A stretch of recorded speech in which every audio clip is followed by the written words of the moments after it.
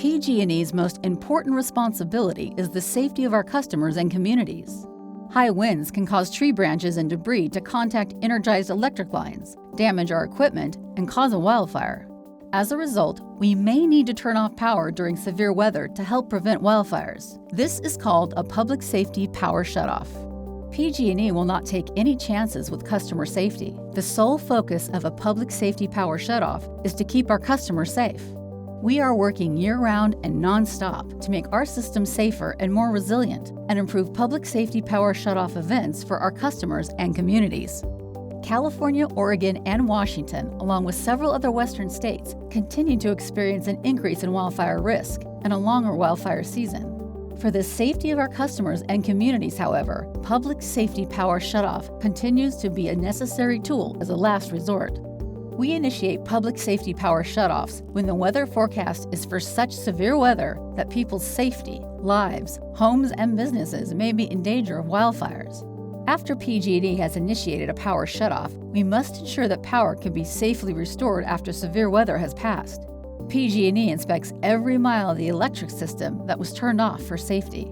Conducting thorough, safe, and efficient inspections is the key to safely restoring power to our customers.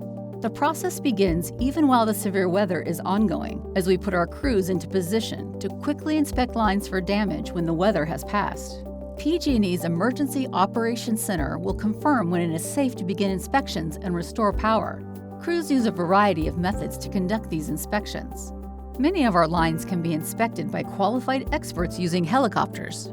This method is fast, but it has some limitations, including that some equipment is not visible from the air due to trees and other obstructions. In addition, helicopters can only be used to inspect lines during daylight hours. We also have airplanes that can be used to inspect larger structures. Airplanes equipped with infrared equipment can be used to conduct inspections at night. For those lines that cannot be inspected by air, PG&E crews will patrol lines from a vehicle or on foot to assess equipment that is located near roads. And when aerial or vehicle inspections are not possible due to the location and terrain, our crews must inspect lines on foot. Where damage is found, crews isolate the area and make any repairs as quickly and safely as possible. The lines are turned back on only after they have been inspected and any damage has been repaired. Each section is turned back on as it is inspected, meaning power will come on at different times for different customers. Restoration will begin at the substation and work out toward the end of the circuit. Customers don't have to wait for the whole system to be inspected before power will be restored. Once the lines serving your home have been inspected and confirmed safe, power can be restored. We all rely on electricity every day, and we will continue to work with our customers on solutions that minimize risk to our infrastructure during times of high fire threat. PG&E is encouraging customers to go to the Safety Action Center to learn valuable information about wildfire risks and what customers can and should do to prepare in advance for a public safety power shutoff. For the latest on PG&E's wildfire safety efforts and the ways that we are improving public safety power shutoffs, visit pge.com/PSPS.